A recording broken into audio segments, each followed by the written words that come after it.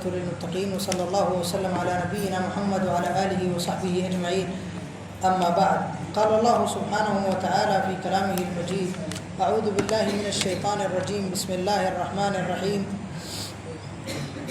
ألا إنهم يثنون صدورهم ليستخفوا منه ألا حين يستغشون ثيابهم يعلم ما يسرون وما يعلنون إنه عليم بذات الصدور. ہر قسم کی تعریف و توصیف اللہ عز و جل کے لیے ہے. درود و سلام و اللہ کی تمام انبیاء کرام علیہم الصلاۃ والسلام پر، خصوصاً ہمارے اور آپ کے آخری نبی جناب محمد رسول اللہ صلی اللہ علیہ وسلم پر. میرے بھائیوں، بزرگوں اور دوستوں، آج ہمارے سامنے خلاصہ تفسیر کے لیے سورہ ہود ہے اور سورہ یوسف ہے. سورہ ہود بڑی عظیم صورتوں میں سے ہے. اللہ کے نبی صلی اللہ علیہ وسلم نے اس صورت کے بارے میں فرمایا: شیبتنی ہود و اخواتھا، کہ مجھے ہود اور اس کی بہنیں یعنی اس جیسی دیگر صورتوں نے بوڑھا کر دیا. یہ صورت اپنے اندر بڑے عظیم معنی رکھتی ہے. جن احوال میں، جن ایام میں اللہ کے نبی صلی اللہ علیہ وسلم پر اللہ رب العالمین نے اس صورت کو نازل فرمایا، وہ کچھ اس طرح تھے کہ اللہ کے نبی صلی اللہ علیہ وسلم کا کفار مکہ بکثرت مذاق اڑا رہے تھے. آپ کو ساحر کہنا، کاہن کہنا، جادوگر کہنا، کذاب کہنا بہت زیادہ جاری رکھے ہوئے تھے. اور اللہ کے نبی صلی اللہ علیہ وسلم سے متعدد مطالبات کیا کرتے تھے. کبھی اللہ کے نبی صلی اللہ علیہ وسلم سے کہتے کہ آپ اپنے گھر کے نیچے سے نہر جاری کر کے دکھاؤ. کبھی محمد صلی اللہ علیہ وسلم سے کہتے کہ یہ جو احد پہاڑ ہے اتنا بڑا دکھائی دے رہا ہے، اس پورے کے پورے احد پہاڑ کو سونے کا بنا دو. کبھی محمد صلی اللہ علیہ وسلم سے یہ کہتے کہ آپ کا ایک باغ کیوں نہیں ہے، اس باغ کے اندر ہر قسم کے میوے ہوں جس میں تم کھاتے ہو، ایسا کیوں نہیں ہے. کبھی محمد صلی اللہ علیہ وسلم سے یہ کہتے کہ تم بازاروں میں عام لوگوں کی طرح کیوں گھومتے ہو.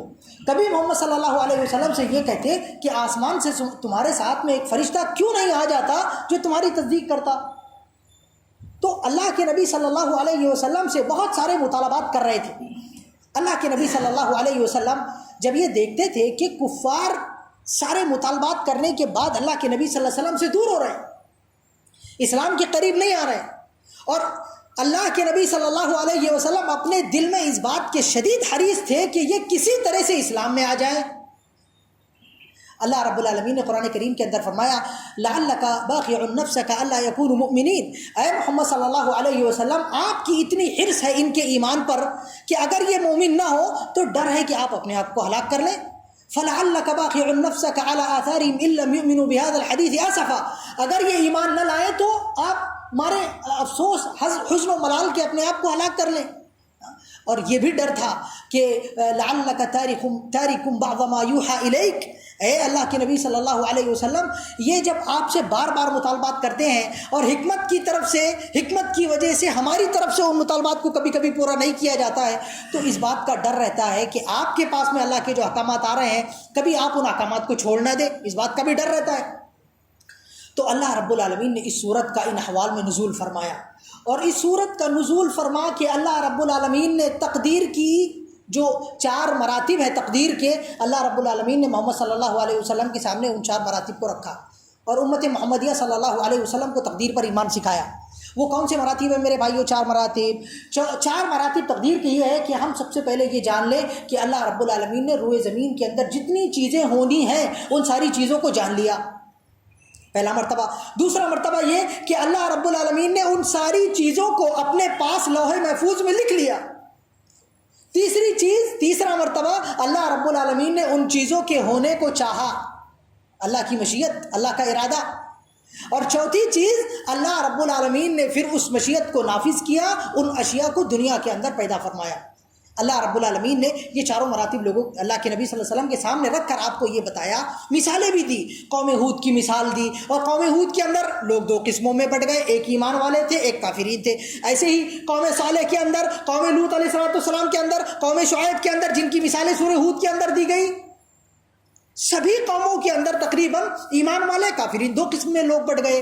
تو اللہ کے نبی صلی اللہ علیہ وسلم سے اللہ رب العالمین نے کہا کہ محمد صلی اللہ علیہ وسلم آپ دیکھیے کہ اللہ رب العالمین نے لوگوں کے عمل کرنے سے پہلے ان کے اعمال کو جان لیا، اور ان کے دنیا کے اندر بھیجے جانے سے پہلے ان کے شقی ہونے یا سعید ہونے، ان کے جنتی ہونے یا جہنمی ہونے کو لکھ دیا. اللہ کے نبی صلی اللہ علیہ وسلم فرماتے ہیں ان اللہ عز وجل قبض قبضتین فقال هذه للجنة ولا ابالی وقال هذه للنار ولا ابالی. دو مٹھیاں اللہ رب العالمین نے لی اور اس کے بعد میں فرمایا یہ مٹھی جنت والوں کی ہے اور مجھے کوئی پرواہ نہیں, یہ مٹھی جہنم والوں کی ہے اور مجھے کوئی پرواہ نہیں. حضرت عمر ابن خطاب رضی اللہ تعالیٰ عنہ کی روایت میں ہے, اللہ کے نبی صلی اللہ علیہ وسلم فرماتے ہیں کہ اللہ عز وجل قال خلقت هؤلاء للجنة ولعمل أهل الجنة فيعملون عمل أهل الجنة فيدخلون فيها خلقت هؤلاء للنار ولعمل أهل النار فيعملون عمل أهل النار فيدخلون فيها. اللہ رب العالمین نے لوگوں کو دو حصوں میں بانٹا. حضرت آدم علیہ السلام کے دائیں طرف نیک لوگ, بائیں طرف برے لوگ, دونوں حصوں میں بانٹ کر کے اللہ رب العالمین نے کہا کہ ان کو میں نے جنت کے لیے, جنت کے اعمال کے لیے پیدا کیا, چنانچہ یہ جنت کے لیے جو اعمال ہے وہ کرتے رہیں گے یہاں تک کہ جنت میں چلے جائیں گے. ان کو میں نے جہنم کے لیے پیدا کیا, چنانچہ یہ جہنم والے اعمال کرتے رہیں گے یہاں تک کہ یہ جہنم میں چلے جائیں گے. اللہ کے نبی صلی اللہ علیہ وسلم فرماتے ہیں اذا كان احدكم في بطن امه, جب تم میں سے کوئی اپنی ماں کے پیٹ میں ہوتا ہے فیرسل الیہ ملک, تو اس کے پاس اللہ کا ایک فرشتہ بھیجا جاتا ہے, فیؤمر بکتب 4 کلمات, 4 باتیں لکھنے کے لیے اللہ رب العالمین فرشتے کو بھیجتا ہے. فیؤمر بکتب رزقہ واجلہ وعملہ وشقی ام سعید, لکھ دیا جاتا ہے ماں کے پیٹ کے اندر ہی کہ یہ بندہ کیا کمائے گا, کیا کھائے گا, کیا کرے گا, کہاں پہ مرے گا, اور کیا یہ شقی ہوگا کہ سعید ہوگا. اللہ کے نبی صلی اللہ علیہ وسلم نے فرمایا اعملوا فکل میسر لما خلق له. یہاں اللہ رب العالمین نے محمد صلی اللہ علیہ وسلم کو وہی بات بتائی. اس صورت کے اندر اللہ رب العالمین نے لوگوں کو 2 حصوں میں تقسیم کیا, اور کئی جگہوں پر اللہ رب العالمین نے یہ تقسیم ذکر کی. مثل الفریقین کالاعمی والاصم والبصیر والسمیع هل یستویان مثلا افلا تذکرون. چنانچہ جو نیک لوگ ہیں, جو ایمان والے ہیں, ان کو اللہ نے دیکھنے والے قرار دیا. جو لوگ کافرین لوگ ہیں, اللہ کی بات نہیں ماننے والے لوگ ہیں, ان کو اللہ رب العالمین نے اندھا گونگا بہرا قرار دیا. اور اللہ رب العالمین نے ایسے ہی آگے جا کر کے اللہ رب العالمین نے ذکر فرمایا کہ ہم نے قیامت کا دن جب قائم ہوگا تو ہم نے لوگوں کو 2 حصوں میں بانٹ دیا ہے. یوم یاتی لا تکلم نفس الا باذنہ فمنهم شقی وسعید. 2 قسم کی کیٹیگری ہوگی اور اللہ رب العالمین نے ذکر کر دی. تو میرے بھائیوں میں یہ بتا رہا تھا کہ اللہ کے نبی صلی اللہ علیہ وسلم کو اللہ رب العالمین نے اس صورت کے اندر تقدیر کے 4 مراتب ذکر فرمائے. چنانچہ 3 مرتبہ اللہ رب العالمین نے اپنی 2 آیتوں کے اندر ذکر فرما دیے. اللہ فرماتا ہے الا انهم یتمون صدورهم لیستخفوا منه الا حين یستغشون ثيابهم يعلم ما يسرون وما يعلنون. اللہ عز وجل لوگوں کی چھپی ہوئی اور ڈھکی ہوئی اور واضح باتوں کو جانتا ہے. انه علیم بذات الصدور, بلا شک وہ سینے کے اندر جو کچھ باتیں ہیں ان باتوں کو بھی اللہ جانتا ہے. تو یہ اللہ کا کیا ہوا, پہلا مرتبہ علم والا. دوسرے مرتبے کا ذکر کیا جا رہا ہے وما من دابۃ فی الارض الا علی اللہ رزقها ويعلم مستقرها ومستودعها كل فی کتاب مبین. تمام لوگوں کے رزق کو اللہ رب العالمین نے لکھ دیا ہے. ان کے زندہ رہنے, کام کرنے اور مرنے کی جگہوں کو اللہ رب العالمین نے کل فی کتاب مبین, کتاب مبین میں لکھ دیا ہے. 2 چیزیں ہو گئی. تیسرا مرتبہ یہاں اللہ رب العالمین نے ذکر فرمایا مشیت کا. آگے جا کے اللہ رب العالمین فرماتا ہے ولا ينفعكم نصحي ان اردت ان انصح لكم ان كان الله يريد ان يغويكم. حضرت نوح علیہ الصلوۃ والسلام نے اپنی قوم سے کہا کہ دیکھیں میں تو پوری کوشش کر رہا ہوں کہ تم ہدایت یاب ہو جاؤ, لیکن اگر تمہارا رب تم کو گمراہ کرنا چاہے تو میں کچھ نہیں کر سکتا ہوں. یہاں دیکھیں اللہ کی مشیت آئی کہ نہیں آئی, تو یہ اللہ کی مشیت کو ثابت کیا گیا. اور چوتھی چیز اللہ رب العالمین کے اللہ کی خلق کو پہلی والی آیت میں ہی ذکر کیا گیا. اللہ رب العالمین فرماتا ہے هو الذی خلق السماوات والارض فی 6 ایام وکان عرشه علی الماء لیبلوکم ایکم احسن عملا. اس میں خلق کو ذکر کیا گیا. 4 مراتب کو میرے بھائیوں یہاں تقدیر کے ذکر کر کے اللہ کے نبی صلی اللہ علیہ وسلم سے اس بات کا مطالبہ کیا گیا فاستقم کما امرت, جیسے آپ کو حکم دیا گیا ویسے کرتے جائیے. اور لوگوں کے ایمان لانے نہ لانے, عمل کرنے نہ کرنے, توفیق والے ہونے نہ ہونے کا بہت بڑا دار و مدار اللہ کی بنائی ہوئی تقدیر پر بھی ہے. اللہ کے نبی صلی اللہ علیہ وسلم کو یہ بات بتا کر صبر دلایا گیا، وَاصْبِرْ وَمَا صَبْرُكَ إِلَّا بِاللَّهِ، صبر کیجیے، آپ کا صبر اللہ کے لیے ہے۔ میرے بھائیو، سورت ختم ہوتی ہے، اس کے بعد میں ہمارے سامنے اگلی سورت ہے، بہت اختصار کے ساتھ میں، سورہ یوسف علیہ السلام۔ یہ جو سورہ یوسف ہے، یہ اللہ کے نبی صلی اللہ علیہ وسلم پر اس وقت نازل ہوئی جبکہ محمد صلی اللہ علیہ وسلم کے جو چچا تھے ابو طالب، ان کا انتقال ہوا۔ وہ اللہ کے نبی پر بہت کریم، شفیق، رحیم اور رؤوف تھے، بہت احسان کیا انہوں نے محمد صلی اللہ علیہ وسلم پر۔ ایسے ہی ان ایام میں نازل ہوئی جبکہ آپ کی بیوی حضرت خدیجہ رضی اللہ تعالیٰ عنہ، جو آپ کی بڑی سند تھی، بڑی دلیل تھی، بڑی حامی و ناصر تھی، ان کا انتقال ہوا۔ اللہ کے نبی صلی اللہ علیہ وسلم کو حزن و ملال تھا۔ اللہ رب العالمین نے سورہ یوسف نازل کی اور محمد صلی اللہ علیہ وسلم سے کہا کہ اے محمد صلی اللہ علیہ وسلم، آپ دیکھو یہ ہم یوسف کا قصہ علیہ السلام آپ کے سامنے رکھ رہے ہیں، کیسے یوسف علیہ السلام کو اپنے ماں سے دور کیا گیا، باپ سے دور کیا گیا، بھائیوں سے دور کیا گیا، گاؤں والوں سے دور کیا گیا، اور یعنی کنویں کی گہرائی میں ڈالا گیا۔ وہ اشرف الناس تھے، اشرف الناس سے اٹھا کر ان کو غلام بنا دیا گیا، بازار کے اندر کھڑا کر کے بیچ دیا گیا، بادشاہ کی خدمت کے لیے لگا دیا گیا۔ لیکن اس کے باوجود حضرت یوسف علیہ السلام نے احسان کا راستہ نہیں چھوڑا۔ لہٰذا اے محمد صلی اللہ علیہ وسلم، آپ اپنی بیوی سے دور ہو گئے ہیں، آپ اپنے چچا سے دور ہو گئے ہیں، لیکن آپ کو بھی حضرت یوسف علیہ السلام کی طرح احسان کا راستہ چھوڑنا نہیں ہے، آپ کو بھی احسان کرنا ہے۔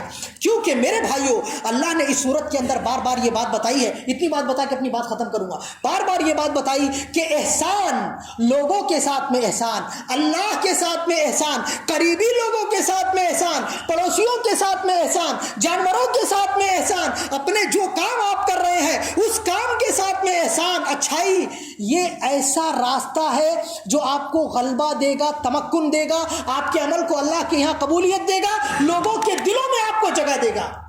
اسی لیے اللہ رب العالمین نے حضرت یوسف علیہ السلام کو بار بار صفت احسان کے ساتھ میں اس صورت میں ذکر فرمایا، 4 سے 5 جگہ۔ اب مثال کے طور پہ آپ دیکھیں، اللہ رب العالمین نے یوسف علیہ السلام کے بارے میں فرمایا وَلَمَّا بَلَغَ أَشُدَّهُ آتَيْنَاهُ حُكْمًا وَعِلْمًا وَكَذَلِكَ نَجْزِي الْمُحْسِنِينَ۔ محسن کہا کہ نہیں حضرت یوسف علیہ السلام کو؟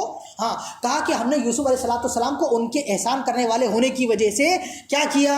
ہم نے ان کو علم عطا کیا، حکمت عطا کی۔ ایسے اب دیکھیں اور فرمایا، جب وہ جو امرات عزیز تھی، مصر کے بادشاہ کی بیوی تھی، اس نے بلایا، دعوت زنا دی، تو وہاں پہ حضرت یوسف علیہ السلام نے اپنے رب کے ساتھ بھی احسان اختیار کیا، اور اپنے جو سید تھا مصر کا بادشاہ، اس کے ساتھ میں احسان کیا، اس بچی کے ساتھ میں احسان کیا۔ اللہ نے فرمایا قال معاذ اللہ انہ ربی احسن مثوایا انہ لا یفلح الظالمون۔ یہاں پر بھی حضرت یوسف علیہ السلام نے اللہ کے احسان کو یاد کیا، اور وہ جو سید تھا اس کے احسان کو یاد کر کے خود بھی احسان کیا، اللہ نے وہ ذکر فرمایا۔ ایسے ہی میرے بھائیوں، یوسف کے جو بھائی تھے علیہ السلام، یوسف کے جو بھائی تھے انہوں نے بھی اعتراف کیا اور فرمایا قالوا یا ایھا العزیز ان له ابا شیخا کبیرا فخذ احدنا مکانا انا نراک من المحسنین، ہم آپ کو محسنین میں سے دیکھتے ہیں۔ ایسے ہی وہ جو جیل کے اندر آئے تھے 2 لوگ، انہوں نے بھی کہا نبئنا بتأویل انا نراک من المحسنین۔ تو میرے بھائیوں بزرگوں، آپ یاد رکھو کہ آپ کو کیا کرنا ہے، اپنے رب کے ساتھ میں احسان کرنا ہے۔ رب کے ساتھ میں احسان کیسا ہے؟ آپ ایسے عبادت کرو جیسے آپ اللہ کو دیکھ رہے ہیں، یا اللہ آپ کو دیکھ رہا ہے، یہ اللہ کے ساتھ میں احسان ہے۔ آپ لوگوں کے ساتھ میں کیسے احسان کریں گے؟ لوگوں کے ساتھ میں احسان کرنے کا طریقہ چھوٹا سا، بڑا مختصر سا یہ ہے کہ جو آپ کے ساتھ میں کٹے آپ اس سے جڑو، جو آپ کے ساتھ میں ظلم کرے آپ اس کے ساتھ میں اچھائی کرو، جو آپ سے بات نہ کرے آپ اس سے بات کرو، جو آپ کو محروم کرے آپ اس کو عطا کرو۔ تو دیکھیں تبھی احسان ہوگا۔ آپ اگر بدلے میں وہ آپ کے ساتھ اچھائی کر رہے آپ اچھائی کر رہے تو یہ کیا ہوا؟ یہ تو تجارتی اخلاق ہوئے، یہ احسان نہیں ہوا۔ وہ آپ کو کھلایا آپ نے اس کو کھلایا، اس نے آپ کے گھر میں صدقہ، اس نے آپ کے گھر میں ہدیہ بھیجا آپ نے اس کے گھر میں ہدیہ بھیجا، یہ تجارتی اخلاق ہوئے، یہ تجارت ہوئی ہے، کاروبار ہوا یہ احسان نہیں ہے۔ احسان یہ ہے کہ سامنے والا نہ کرے آپ کریں، سامنے والا آپ سے دشمنی کرے آپ بڑھ کے محبت کریں، سامنے والا آپ کا حق نہ دے آپ بڑھ کے اس کے حقوق دیں، سامنے والا آپ سے اچھے سے بات نہ کرے آپ اچھے سے بات کریں، یہ احسان ہے۔ تو یہاں اللہ رب العالمین نے احسان سکھایا، اور اس کے بعد میں اللہ رب العالمین نے فرمایا کہ قال انا یوسف وهذا اخی قد من اللہ علیہ، آگے اللہ رب العالمین نے فرمایا کہ انہ من یتقی ویصبر فان اللہ لا یضیع اجر المحسنین، اللہ رب العالمین محسنین کے اجر کو ضائع نہیں کرتا۔ لہٰذا میرے بھائیوں آپ محسنین میں سے بنیں، اللہ رب العالمین سے دعا کریں کہ اللہ رب العالمین ہمیں سے ہر ایک کو محسنین میں سے بنائے، اللہ ہمارے گناہوں کو معاف فرمائے۔ میری باتیں لمبی ہوئی ہوگی، مجھے معاف کیجیے گا، اللہ ہم سب کو معاف فرمائے۔ آمین، وآخر دعوانا الحمدللہ رب العالمین، والسلام علیکم ورحمۃ اللہ وبرکاتہ۔